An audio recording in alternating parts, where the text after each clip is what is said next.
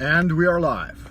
It is 6:45 Beijing Standard Time, which encompasses from the east coast of China all the way to the North Korean peninsula, all the way out to Pakistan, one time zone. So no matter where you are in Asia this morning, welcome to the FM radio Live Drive Jive Archive with your host, Frank Monday, shooting out across the Pacific like an intercontinental ballistic missile, headed straight for your headset, whether you be in Los Angeles, New York, Atlanta, Georgia, Minneapolis, Minnesota. What? Minneapolis ain't Minnesota. Minneapolis is where? Hell, I don't know. I've never been to Minneapolis. Illinois? Good morning, y'all. So, I had left off telling you that I made a interesting journey to Dreamland last night with a most fascinating discovery. I made it through the first gate of dreaming and was cruising around in New York City. I was in Manhattan and I took a shuttle bus out to, is it Hudson Bay? To take the ferry across to Long Island. And I was headed that way to see my uncle.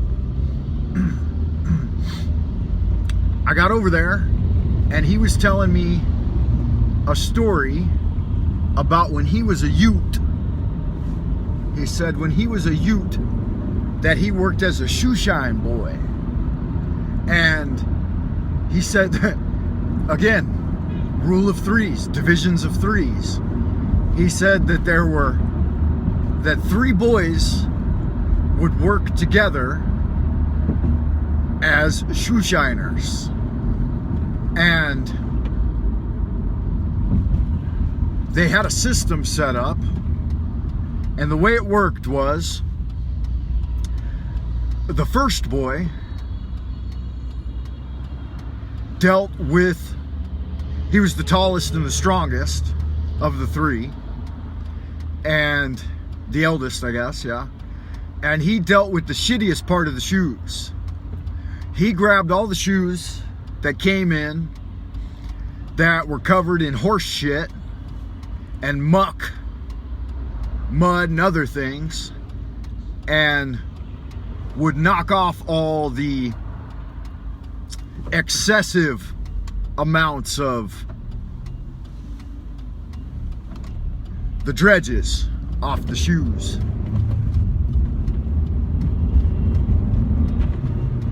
The second boy was the middle boy, and he would prepare the shoes for shining.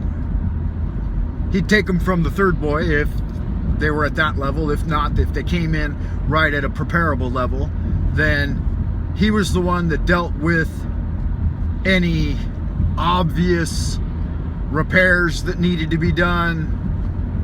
If you needed a nail or whatever, a tack in the sole of the shoe, or any other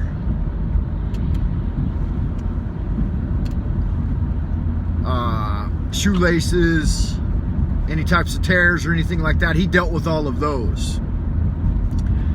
And then the third boy, the youngest, had the easiest job,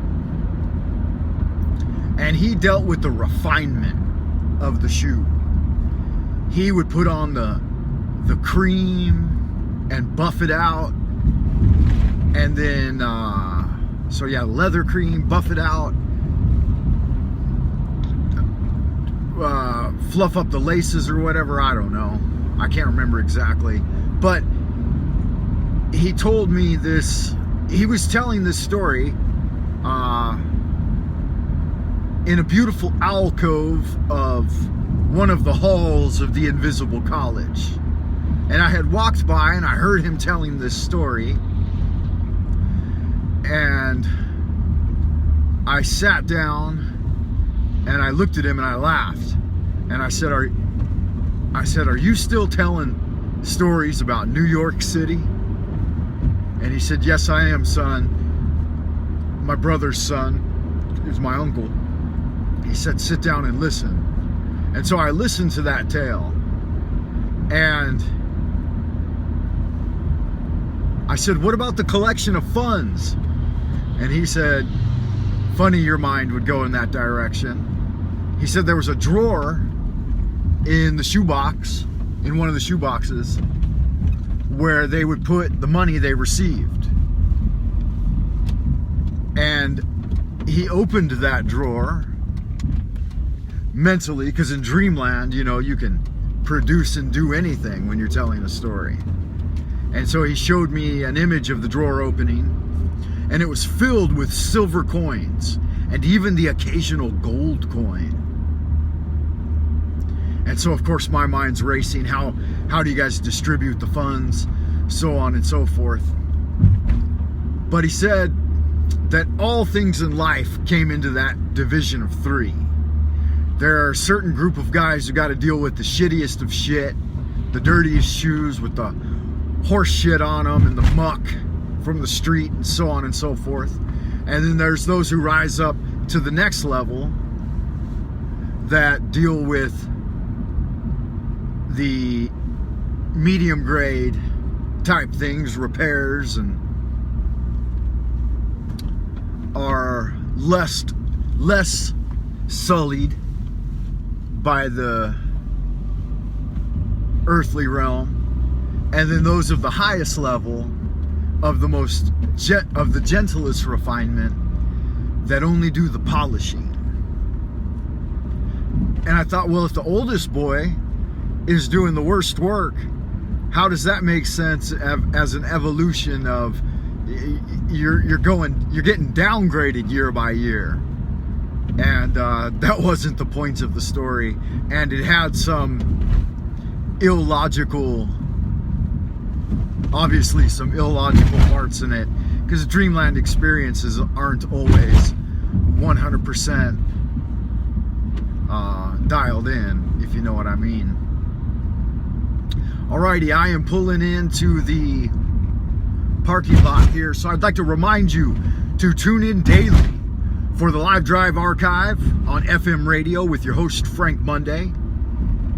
It will hit at 6 a.m. Beijing Standard Time, 6:20 or so, and 5 p.m. or so evening time. So I love seeing y'all good looking, happy, sexy fucking people out in Mugbook land and Ain't Yo Tube. I love to see you guys tuning in.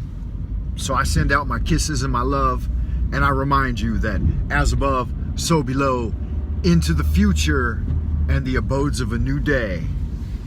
Kisses.